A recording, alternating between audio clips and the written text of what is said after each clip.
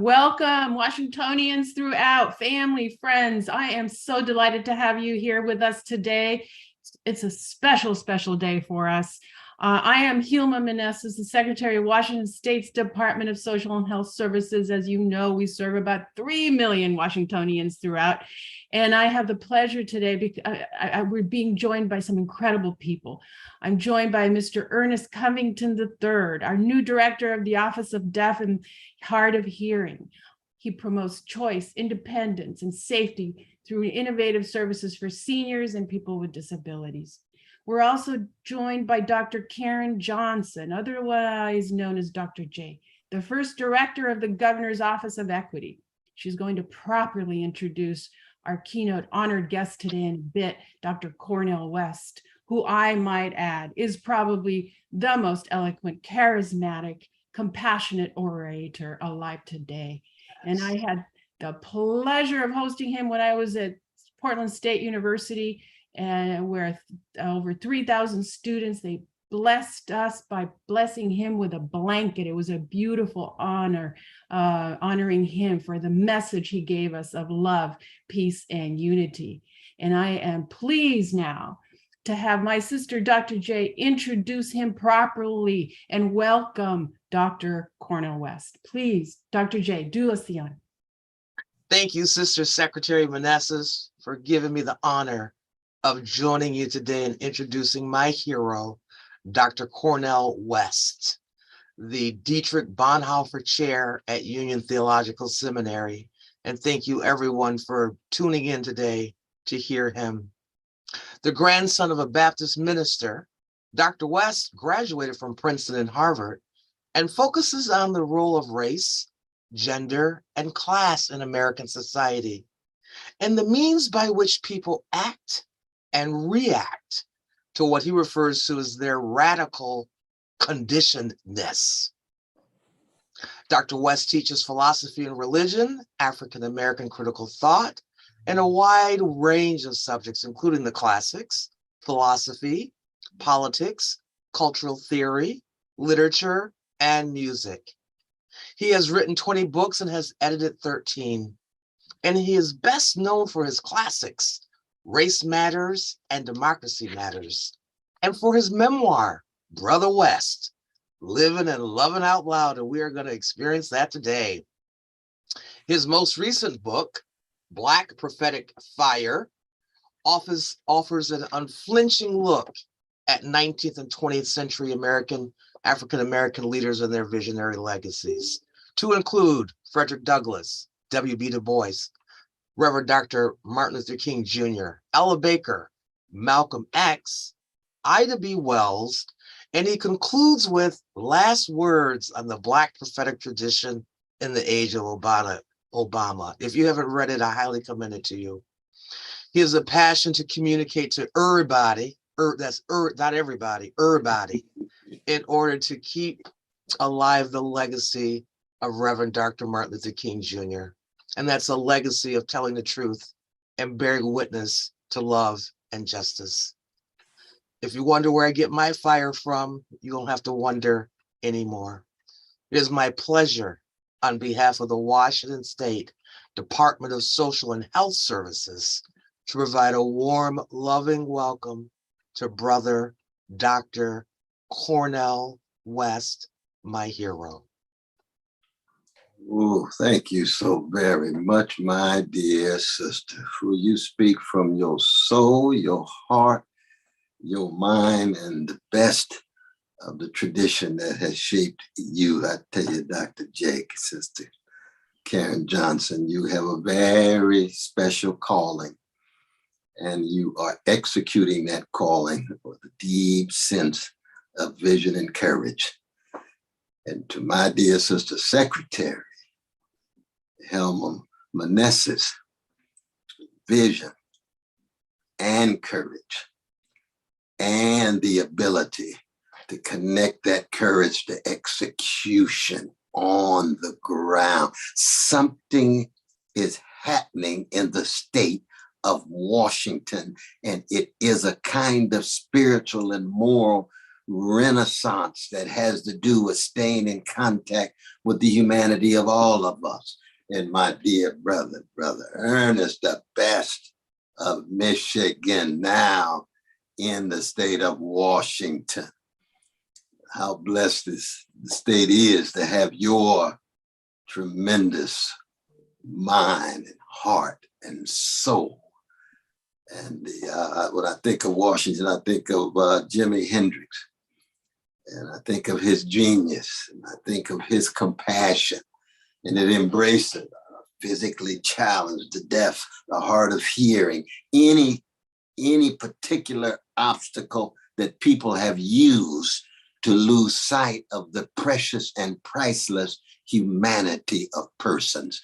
That's in part what this particular department is all about in the state of Washington. And that's a rare thing. I salute Brother Jay, Governor Jay Inslee, for that, because it doesn't have to be that way. It's hard to find courageous and visionary people in high places. Most people get up there and want to start adjusting the injustice and fit in and concerned primarily about career. No, we're talking about calling.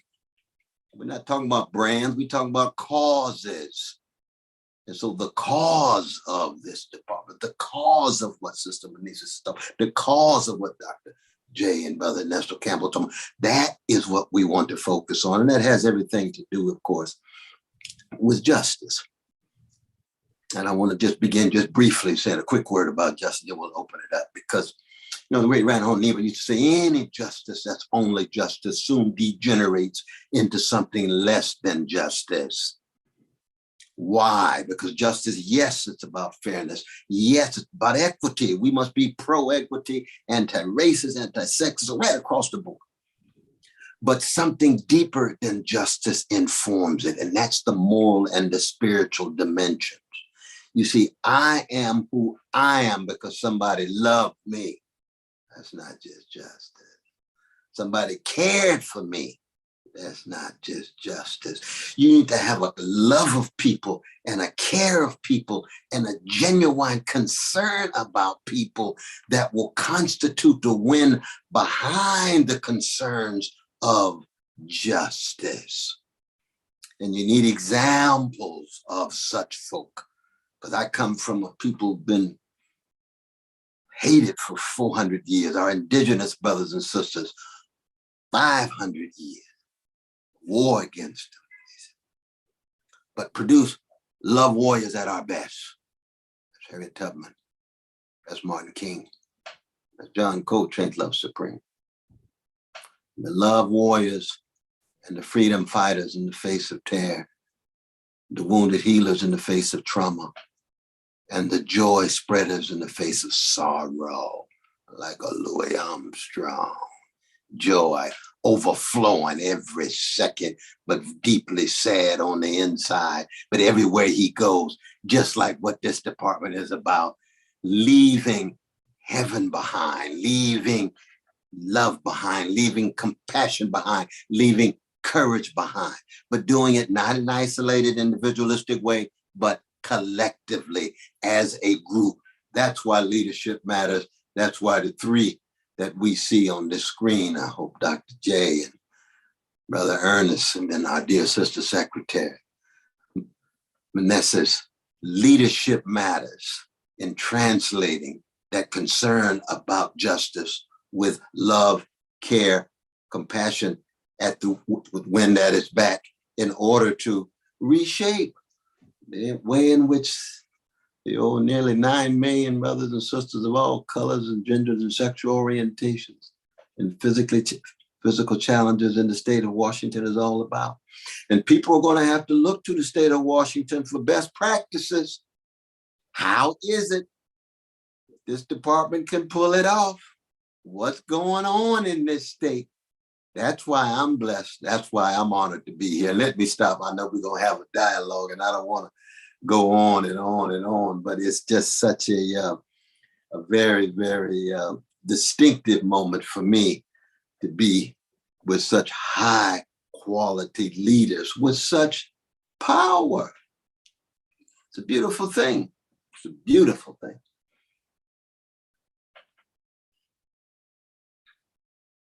Wow. Thank you, Dr. Cornel West, for those words. It really inspires me. So I want to speak from our employees here.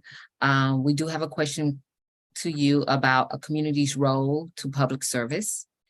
And I know that many of our faculty are joining here in the audience, watching you and watching us have this dialogue. And here at our office, we believe in public service involving social services. And they are the frontline individuals that are out there working, right? So they are out there pulling their sleeves up. They are the first people that the public encounter, and they're given a good fight while they're out there. And they deal with this on a daily basis. So they deal with those that are in poverty, those who are facing mental health issues, the aging, the elderly care. And if you realize that the faculty, they are really working very hard, and even their families are getting the same services under the same agency, right? It could be me, it could be my family member getting the same services. That says a lot. And from those services, we support not only ourselves, but those that we serve, whether they're family or not. So there's a question for you. How does those services, those that they are serving in the community, the different groups in the communities, what is your perspective here as their role? What kind of role do we play in public service? We're taking care of individuals, and we're supporting the services that we provide. And we are working so hard to provide these services, and we're using the services and maybe personally and professionally. Can you kind of elaborate on that? Thank you so much, my dear Sister Valerie. Very much so. Very much so. Well, one is we have to keep in mind that, see, on the one hand, we have professionals who are involved in the giving of care. But we're living at a moment now where there's such a reaction against professionals, because professionalism more and more has been associated with arrogance and haughtiness and condescension and looking down on those Stone called everyday people, or looking down on those the great James Cleveland called ordinary people. And we want to be able to say, as those who are providing these services, we are proud to be professionals because we have a vocation of coming in a spirit of humility, coming in a spirit of genuine care and deep respect for the people that we are concerned about as they receive these services.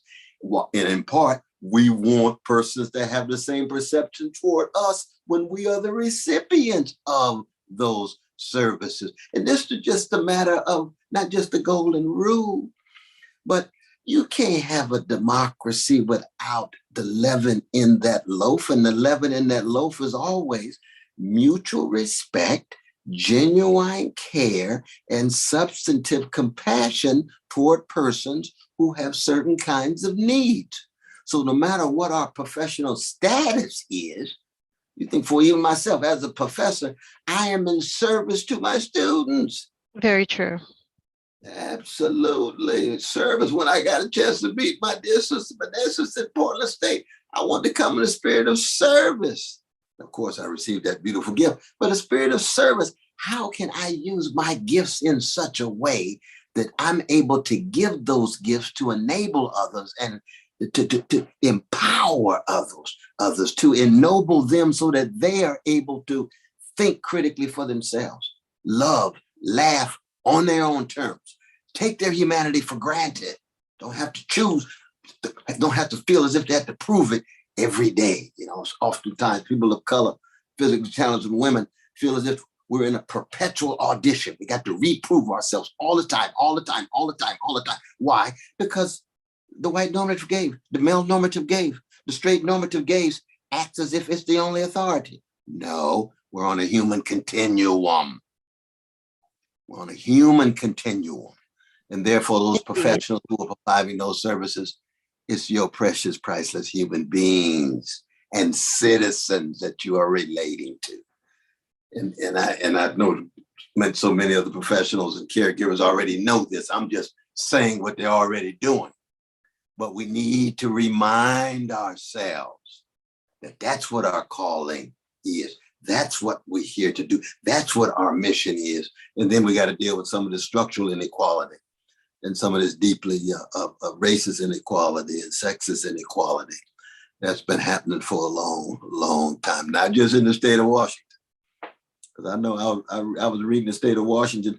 There was one Black man in the state of Washington for almost 20-some years. His name was Manuel.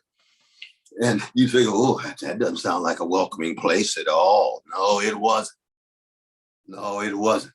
And the question becomes, how do you make Black people, Spanish people, Latinos, how do you make people who have been degraded, people who have been demeaned, feel welcome, not in a paternalistic sense, but saying we are on the same human continuum. Thank you. Thank you, Dr. West. Ernest, I think Dr. West answered that call very well, don't you think? I agree. On that It was same, an amazing answer. yes. On the same line there, you, Dr. West, have written and spoken about on the theme of justice is what love looks like in public. And I think we can all agree that right now there's a big, we're in unprecedented times. There's a big widening gap of rich and poor, unaffordable housing, mental health and crises bearing down on our communities and families. We know that the most historically oppressed people are bearing the greatest weight and have been traumatized by systems and sometimes government systems over and over again. Can you please speak to your philosophy that justice is what love looks like in public? What might it mean for us to be courageous in the pursuit of justice, anti-racism, and equity in the governments as government servants? I think that you look at a great novelist like Toni Morrison. She's fundamentally concerned about the ways in which love and justice, the ways in which caring and fairness are so intertwined. And it has much to do with how people take their power back. Now, historically, oppressed people have taken their powers back in terms of what they had available to them. Sometimes it's just your voice. So you reshape the sonic culture of the whole country, the way Black peoples have reshaped the music of the country. They take the power back. Sometimes it's going to be in entertainment and sports. Those are only realms available. You take your power back and you show your excellence. Well, in a democracy, when it comes to the economy, when it comes to politics, you have to share power, share resources, and acknowledge the dignity and sanctity of all of us. And that's always a challenge because you got organized greed, you've got manipulation of people's fears and anxieties, so you create distractions and don't make it possible for people to come together, to trust each other enough, to constitute social movements, to constitute collective efforts to share power. And that's what's so significant for me in terms of what you all are doing, you see, because you're actually sharing power with persons who have a vision that focuses on everyday people, ordinary people. You're using your resources in such a way, and I would argue you need more resources.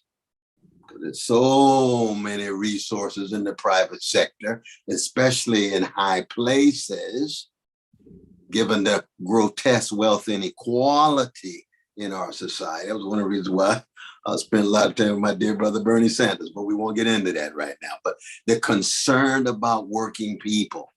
They're concerned about poor people. That's the legacy of Martin King. That's the legacy of Fannie Lou Hamer. That's the legacy of Dorothy Day. That's the legacy of Rabbi Abraham Joshua Heschel. That's the legacy of so many love warriors and freedom fighters. And so when we actually think of the ways in which we're able to connect love, connect justice, because see, I don't believe love and justice are identical. I believe they're indivisible. Because love is deeper than justice. Oh, yes. Just like mercy. Mercy is deeper than justice. They go hand in hand, but it's much deeper. And when you're talking about love, you're really talking about how do you learn how to die in order to learn how to live more wisely? Because anybody who's fallen in love knows that something inside of yourself has died. You try to kill the narcissism, the hedonism, the narrowness, the selfishness, the egoism, in order to be then tied into another person, and you feel that you're a new kind of being because you're intertwined. You're intertwined now with something bigger than you. And the same is true in terms of the state of Washington. Same is true in terms of the country. White supremacy must die in order for democracy to live. Male supremacy must die in order for democracy to live. Any indifference toward those physically challenged, that has to die. The prejudice toward them must die. And the same would be true in terms of any oppressed group. Any indifference to their suffering must die. There is no justice without shattering indifference to the suffering of others.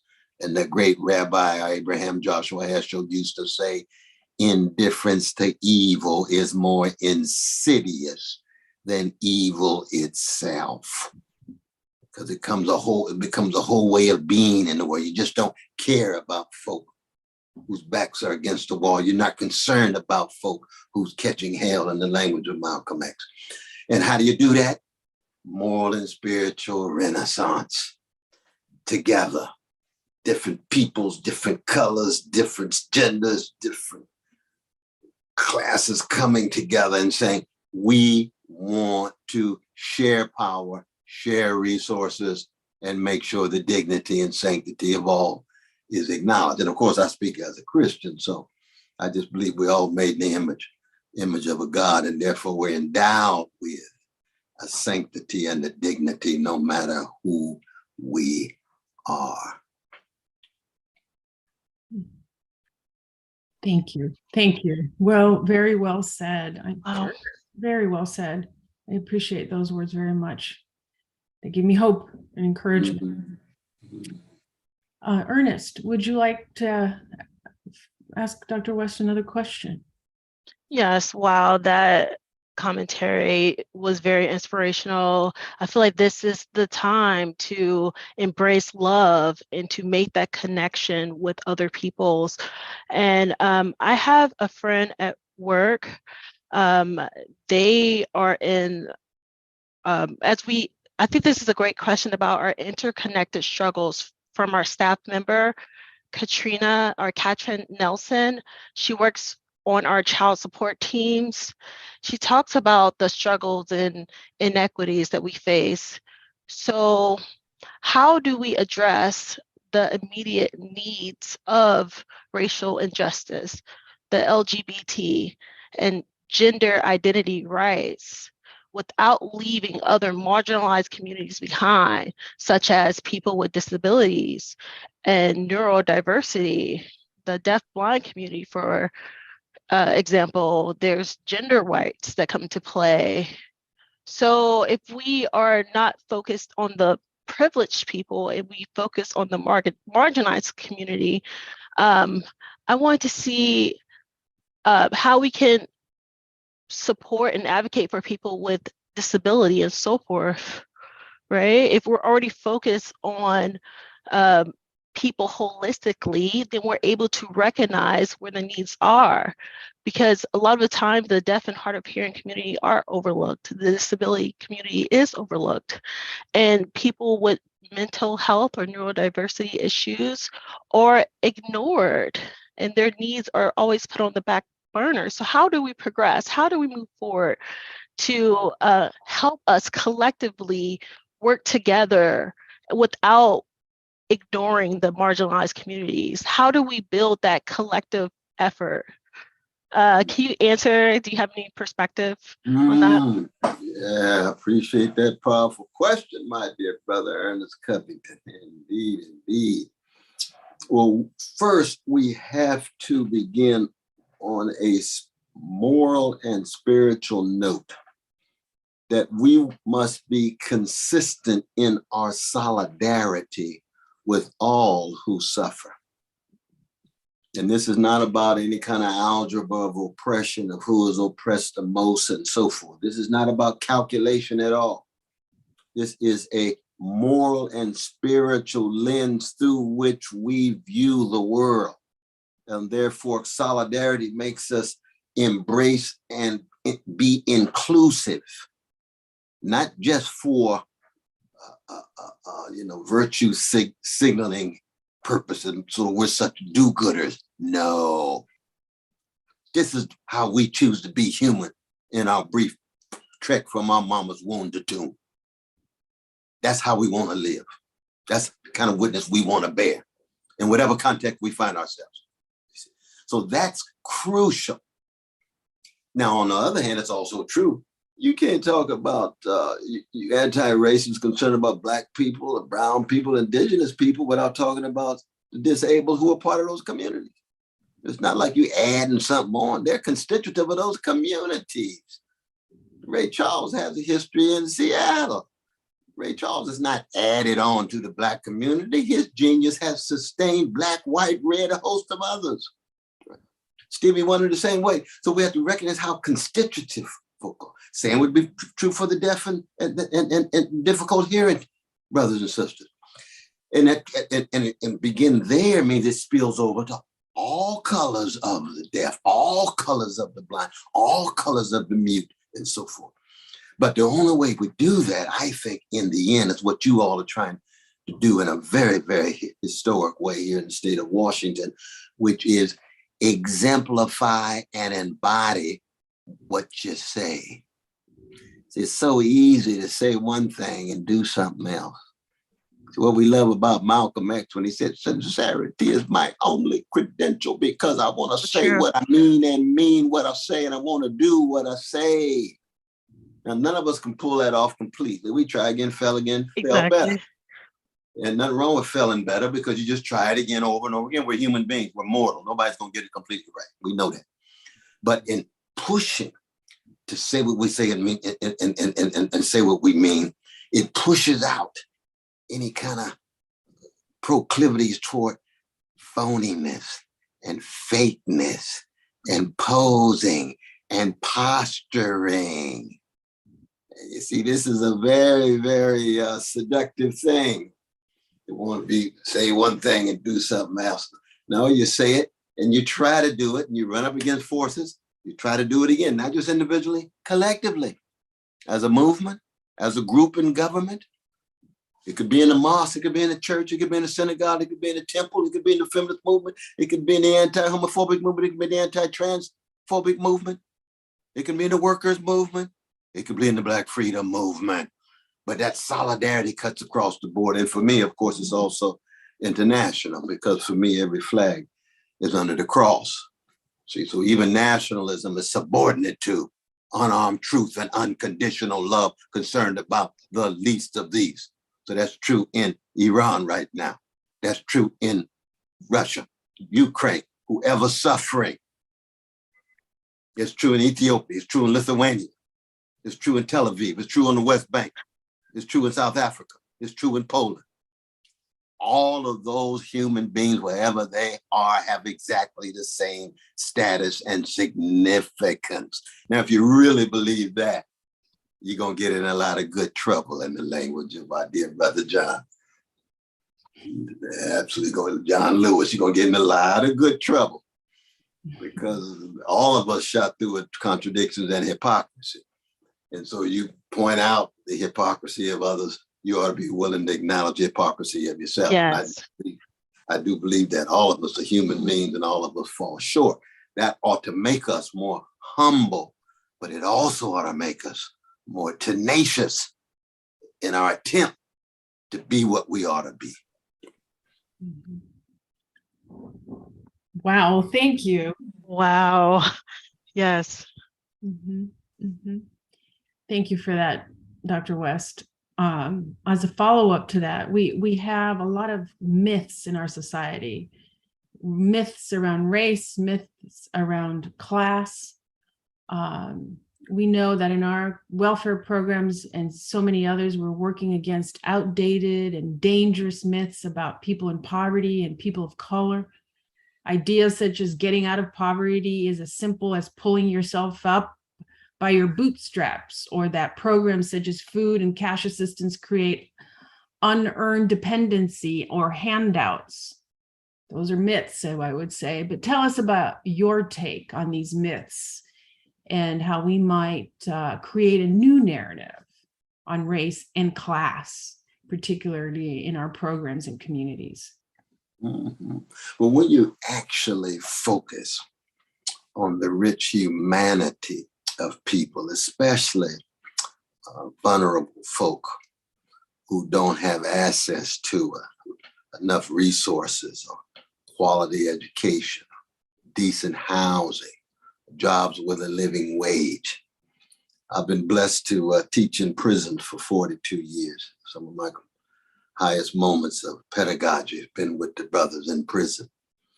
And it means then you have to be multi-contextual. You have to get outside of your silo. We got a lot of professionals and a lot of members of the educated class who stay within their own little silos.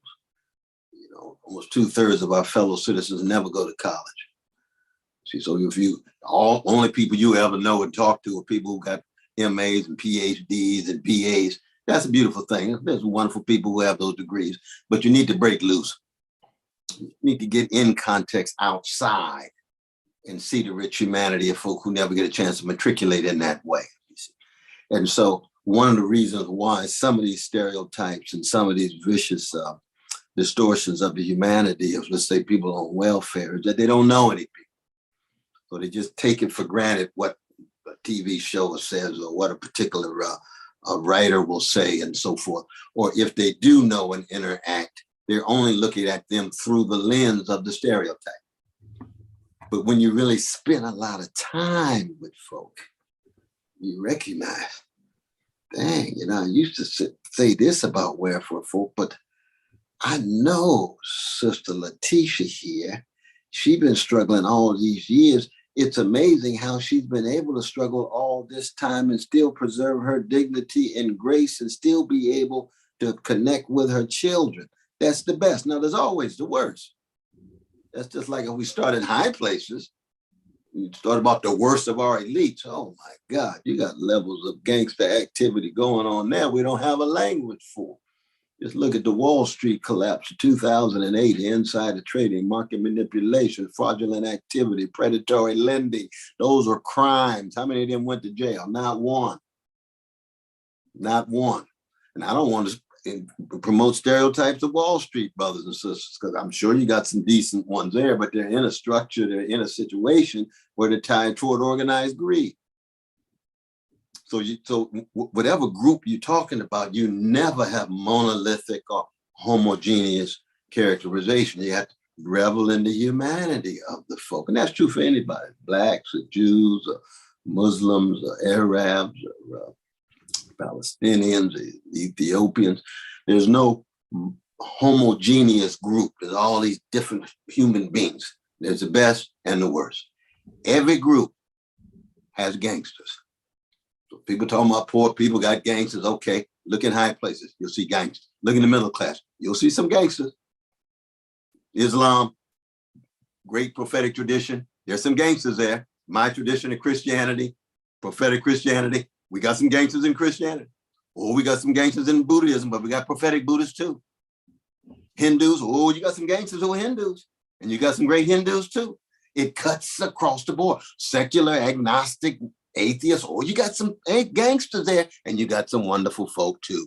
How do you attempt to stay in contact with that kind of rich incongruity and ambiguity and variety and you shatter the stereotypes, and then you go on to say, lo and behold, we're not going to have a democracy. Fascism is on the march if we don't come to terms with the vulnerable who feel completely left out, and the only alternative for them is to follow a Pied Piper who enacts organized greed and hate and mendacity. And I'm not just talking about Brother Trump, but we could start there. He's just a sign and a symbol of thinking he can say anything, do anything, and get away with it, live a life of impunity. But he is a Pied Piper at the moment because people are hurting. And the easiest thing to do is to scapegoat the most vulnerable rather than confront the most powerful. And you scapegoat the most vulnerable by highlighting Black folk not acting, highlighting immigrants, these immigrants, highlighting gay brothers and lesbian sisters and trans and non-binary as if they're running things. And so we're in a moment now with the kind of work that you all are doing, I think becomes a more and more crucial, not just for us individually and collectively, but for the very possibility of sustaining a democracy in the face of escalating fascism. Thank you. Thank you. Ernest, you have a question from Shanak Charbonnet that you'd like to share. Yes, Dr. West, Shauna Charbonnet, a psychiatric security guard at Western State Hospital, has a question for you. How do you learn to forgive, move on from the past, when the past is still repeating itself in today's society? How do you move past that? You don't want to obsess on something over and over again. You don't want to relive something over again. Can you kind of expound on that, Dr. West? Oh, it's a wonderful question. Well, one thing we had to keep in mind that when you think about the past, you're not just thinking about the worst of the past, but you're thinking of the best of the past. See, when I think about the past, I think of grandmama. I think of granddaddy. I think of Aretha Franklin and Luther Vandross and Donny Hathaway. And I think of Ella Baker. They're the past, magnificent part of the past. See, so I'm not going to allow the past just to be reduced to the Klan, and just reduced to white supremacy and so forth. The past, like the present, has the best and the worst. We have to stay in contact with the best of the past to empower us to be the best of the present. So when we are past, when we are gone, when we die, we want people to say, oh, yeah, that Brother Earnest, that Dr. J, oh, that Secretary Meneses, they bore witness to a form of moral and spiritual courage and vision that is now past 40 years from now, but ought to be part of the memory of those who recall the best and then acknowledge, yes, the worst was also there. So we had to keep track of the past in terms of best and worst. And the same is true with our tradition too. When I think of tradition, I think of, of Harriet Tubman, and I think of Ida B. Wells Barnett. I think of A. Philip Randolph. These are towering figures, and that's just on the chocolate side. We got a number of white brothers and sisters who fought against white supremacy. And they weren't just allies. I think it's very important to keep in mind. I know a lot of the young brothers and sisters like to talk about allies, and I keep telling them, I said, wait a minute. John Brown was not an ally of the Black Freedom Movement. The brother died. He paid the ultimate price. That's not an ally. See, that's like saying that, Bill Evans is an ally in Miles Davis's quartet because he's a white brother playing the piano. No, he's playing in the band. He's not an ally. He's a constitutive element of the band. Or Jerry Garcia on the drums for Sly Stone. Jerry Garcia ain't no ally playing the drums for Sly Stone. He's in the band. He's constitutive element. See, so Sister Meneses, she's in our struggle. She ain't no ally in that superficial sense. She's in the struggle. She's there. She's willing to give. And so this sense of what it means to have a genuine multiracial solidarity is crucial. You see, when Billie Holiday singing lead for Benny Goodman, the Jewish brother, she ain't no ally for the Benny Goodman band. She's in the band. They all together. Well, we are all together right here in this department, right here in the state of Washington, right here in the struggle for justice, right here staying on the love train, right here trying to be freedom fighters in our own way. So we're really human beings who are choosing integrity, honesty, decency, generosity, courage. That is a team. That's not one group here and then an ally. That's a team together. And we ought to feel that way for each issue, so that the straight vis-a-vis the gays and lesbians, the disabled with the more physically able, but could learn so much from the disabled, the men from the women, well-to-do brothers and sisters who are in solidarity with working people. That is a real possibility. You have to work at it hard, but it's a real possibility. And that's why a spiritual and moral renaissance has to do with a wager on transcendence. We have to be able to transcend our labels and transcend our categories, not by pushing them aside. I'm always a free Black man. I gained so much of my sense of who I am from my mother and my father in Shiloh Baptist Church and Black music and Black styles. But that does not preclude me from being in solidarity with indigenous peoples, or Jews catching hell in France, or Palestinians catching hell on the West Bank, or the Dalit catching hell in India, or the Roma, so-called gypsy, but Roma catching hell in Europe. The moral and spiritual dimension constitute who we are, so that we're in genuine solidarity, not just sunshine soldiers as allies.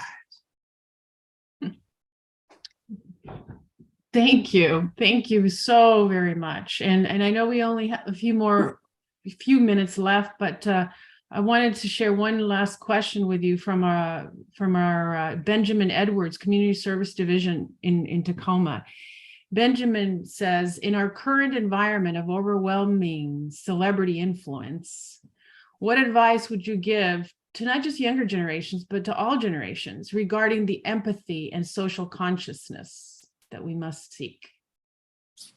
Yes, I think that first we have to acknowledge that we, and especially our precious young people of all colors, are living in the most commodified, marketized culture in the history of the world, mediated with new technology and digital forms and so forth.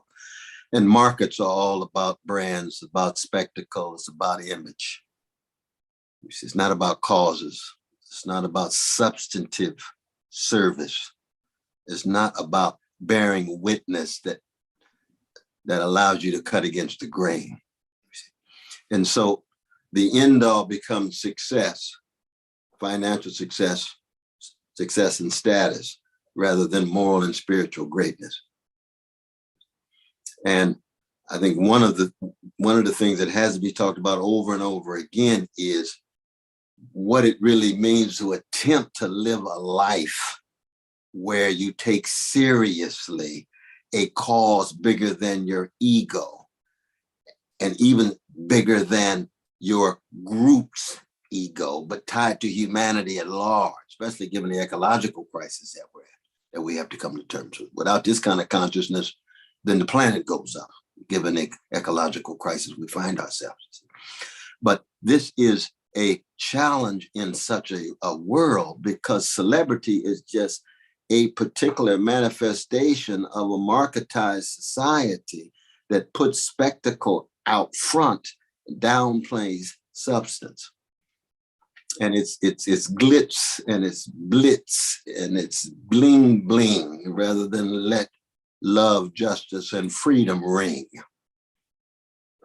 Wu-Tang Clan had a song called Cream. Cash rules everything around me, but doesn't have to rule me. I can go against it. That's part of the genius of coming out of Staten Island and hip hop culture, you see. And that's one of the great insights, really, that in the end is going to be this small but crucial group of people who choose integrity, honesty, decency, love, and justice. It's never the vast majority. The history of the species is very much the history of too much hatred and greed and oppression. And we have to create moments of interruption, moments of disruption, moments of eruption. And that's what love does. In the face of hate, it creates moments of interruption.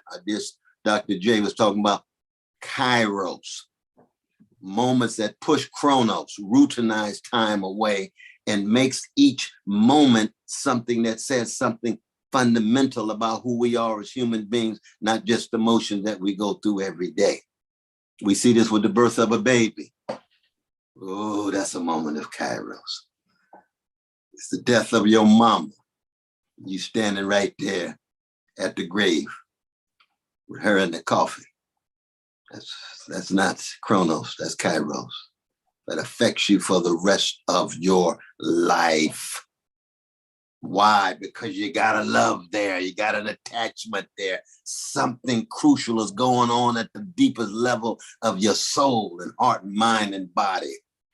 Well, these are extreme examples, but they're crucial examples of what it really means to get beyond celebrity. Because when all these celebrities have loved ones who die, they just like us.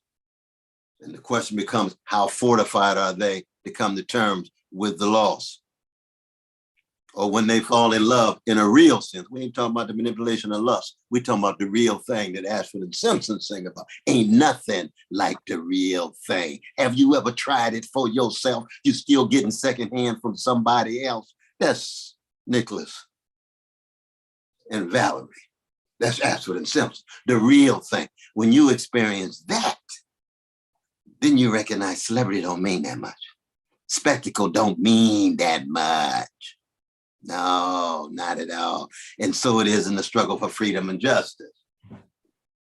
When you have a solidarity, a sense of community, you recognize, my God, there's joy in this struggle. And the joy is not the same as pleasure. You see, a commodified culture is a culture that promotes a joyless quest for insatiable pleasure. You can get every titillation and stimulation in the world and still have an empty soul and a vacuous heart. But joy could fill your heart. That's something different. Stevie Wonder say overjoyed when his baby's born. That's not over pleasure. That's overjoy. Because joy is different than pleasure. And when I was in Charlottesville looking at some of my white sick brothers, Klan and neo-Nazis, what 5 years ago, they up there right in front of our faces, cussing us out with their guns loaded, with their mask on. I could see in their hearts and souls a joylessness, an emptiness. And I felt bad for them, because no matter how much they grab that gun and think they could kill me or some of the others, I said, they still got a poverty of spirit that I wish they would learn to push back. In fact, one of them came up to me and said, I can't stand the fact you call everybody brother on TV. I said, really, brother? I say, Jesus loves you just like Jesus loves me. You choose to be a gangster. And I was a gangster before I met Jesus. And now I'm a redeemed sinner with gangster proclivities. I got a joy, brother. And you can't take it away. You can't undermine it. I got a love because I'm a free man. I don't ask for anybody's permission as to who I love. Not even my mama. I ask for consultation with mom, but I ain't gonna ask for her permission because I'm a free man. You see? So when I call somebody brother, especially as a Christian, I'm a Jesus-loving free man. Nobody's gonna dictate to me. This is part of the struggle right now, you know, going on with Kanye and Kyrie and Dave Chappelle, because all three of them could be as wrong as they can be. And I think, you know, Chappelle's much less wrong than the other. We won't get into all that now. But the question is, at the same time, is you can't just go around acting as if you can just coerce and impose somebody because you want them to live on your terms. If they're wrong, you point them out that they're wrong, no matter what. Push them morally, spiritually, critique them and so forth. But when you act as if they just automatons and don't have a freedom, then hey, it becomes more about your arrogance than it becomes their xenophobia. I thought xenophobia was the issue, not your arrogance and your power. I thought you were concerned about the suffering, not your status and position. That's what it means to be on the left train. And that's what we don't have enough of. Well, Ernest, any comments? No, I am blown away. This is really hitting me hard because, you know, love, it trumps all. It trumps hate, you know? Wow, Right. I'm just, yeah. I just really enjoy your commentary. It's an honor to meet you and to be here with you today. I have purchased your book as well. So, wow. It was just a nice pleasure to meet you, Dr. West. I salute you, my brother. Salute you. Well, Dr. West, on behalf of our staff, our employees, our Washingtonians watching this event today, I just want to extend my deepest gratitude. I have joy today just by having this experience, by witnessing this whole experience today, and with you being at the center of beautiful words. So thank you so very much for joining us and sharing your comments, sharing your love with us, and definitely with our staff who need encouragement on a daily basis, because they're doing such hard work for our clients. So again, my deepest gratitude to you. And if there's anything that we can do for you in the future to be your allies, please don't hesitate to call on us. And we could be part of that band, as you say. Playing together. We can play together. Yes. So any last words, Dr. West, that you'd like to share? If not, you know, I know that we've kept you a little longer than not.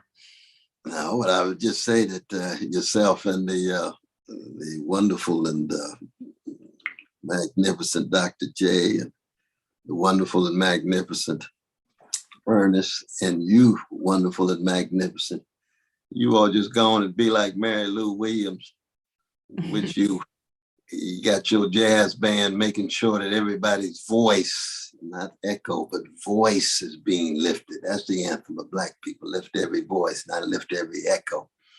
You can't be a jazz man or a blues woman without finding your voice. If you're going to be an echo, then you're going to be an imitation and a copy. But when you really find your voice and dig deep in the dark corners of your own soul and transfigure that into a beautiful sound, then you have all those voices at the department working together, not necessarily agreeing all the time. You see, we're not talking about unanimity. We're not talking about agreement across the board. No, you're talking about a variety and a diversity tied to the struggle for dignity and equity. And there's going to be a lot of different perspectives in that regard. That's what Mary Lou Williams had to wrestle with in her band, just like Count Basie and Duke Ellington. But when they played, They changed the world. They changed the world in their own sonic musical way. And that's a great, great lesson, and in many ways a model, because that's democratic action in a symbolic mode. All of those beautiful voices raised with a cacophony of sound to shape the destiny of the performers and the audience. And the audience and the performers go hand in hand. That's why in the Black community, we say it's call and response. See, the preachers used to show up and say, I know you didn't come to hear me preach, you came to help me preach, because it's going to be call and response. And so it is with the department. We came to not just serve, but to learn from you and learn how to be able to serve better, because we all in this together, no matter what our conditions are, as human beings, no matter what color, sexual orientation, gender, or socioeconomic status. So it's been a blessing for me. And of course, anytime you all bring me, you honor me, and you honor Irene B. West and Clifton West, my mother and my father, I'll never be one half the human beings that they were. And I try to put a smile on their face as long as I'm breathing. Wow. Well, with that, Dr. West, thank you. And well, I don't have the words to express how grateful I am. So thank you, thank you. And again, thank you to all our Washingtonians for joining us today. Please take these words with you and use your voice as Dr. West has, and lift your voice as Dr. West has encouraged us to do, and do it together whenever possible. So thank you. All right, Sarah, we are ready to close our event, and I'd like you to let us know if there's anything else that we should do this afternoon. Yes, and thank you again to the ASL interpreters. Great job, interpreters. That's exactly right. Exactly right.